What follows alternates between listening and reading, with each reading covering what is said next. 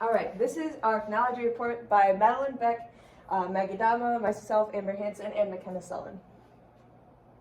So first I'm going to talk about what phenology is. Phenology is the study of periodic events and oftentimes life cycles that are influenced by the environment and changes in the climate.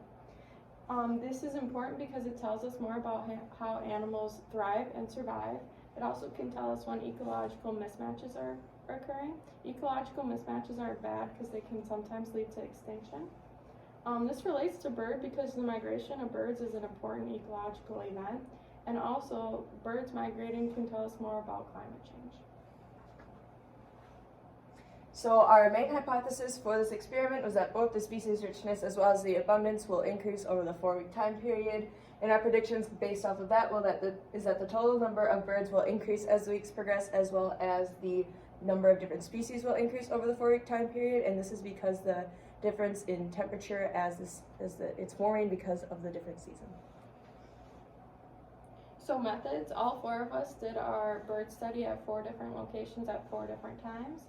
Maddie did hers on Tuesdays at the Campus Center docks at around 2 p.m. McKenna did hers on Wednesdays at the Kunkel Meditation Garden around 2:15 p.m.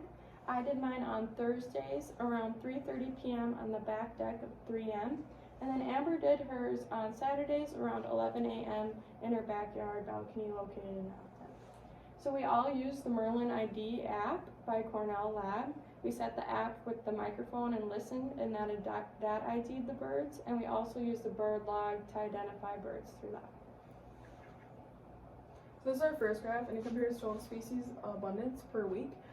So our biological significance was 21.9, and then our statistical significance is 94%. For our species richness, our statistical significance was about 52% of richness every week, and our biological significance was about 3.1 increase every week.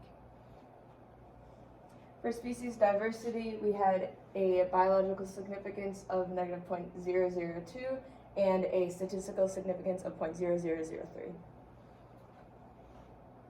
We chose to do this next graph because all 4 of us had seen a ring-billed gull at all 4 different locations throughout the 4 weeks. So our biological significance was 12.5 rate of change, and then our statistical significance is at right around 83%.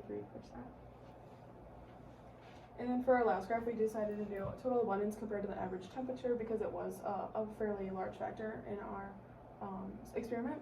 So for our biological significance, we have 0.47%, and then for our statistical significance, we have about 51%.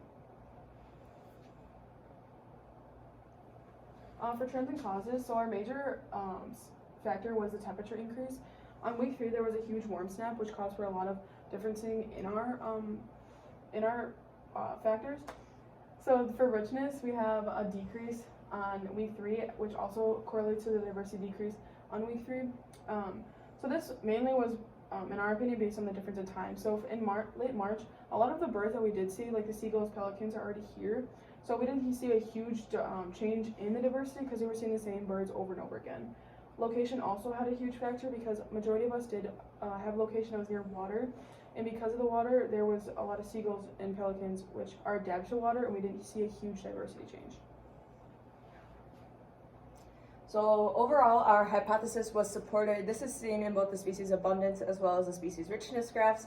You can see a very clear upward trend through the 4 weeks, which is exactly what our hypothesis had predicted. Our species diversity graph, we didn't really say that it was significant enough due to the very low statistical significance as well as the very low biological significance. So even though it did show a slight decrease, it's not really good. And the importance of this study is that it's very important to see the differences that climate change is making. As the temperatures are warming, more birds, if they're using temperature as a signal to come back, are going to be coming earlier, whereas other birds who don't use that will not.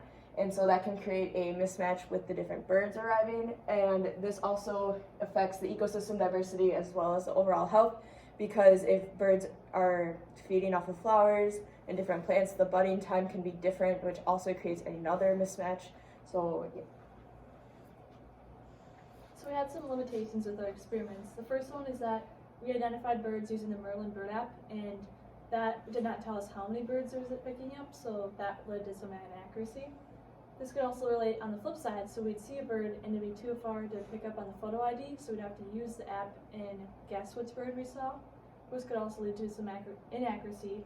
And also, say if we saw 2 mallard ducks fly by and a few minutes later we see 2 again, can you count those a second time, or are they different birds? So that's also an inaccuracy. And we also have a small geographical area. We have only data from De Pere and 1 from Appleton, so you cannot make predictions for the state of Wisconsin. It's only predictions for De Pere and Appleton. And so as we continue to do more phenology projects in the future, we could change it and we could do studies in the fall to analyze how bird species leave rather than when they come. We could also start 2 weeks earlier into March and determine and keep up with how they keep coming earlier, so we should analyze earlier. We could also flip and analyze when flowers bud, or we could be more specific and analyze a specific species like the ring-billed gull.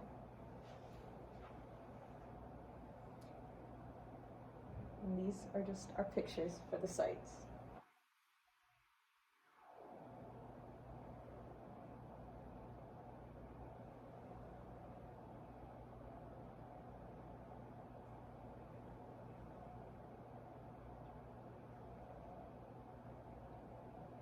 Thank you.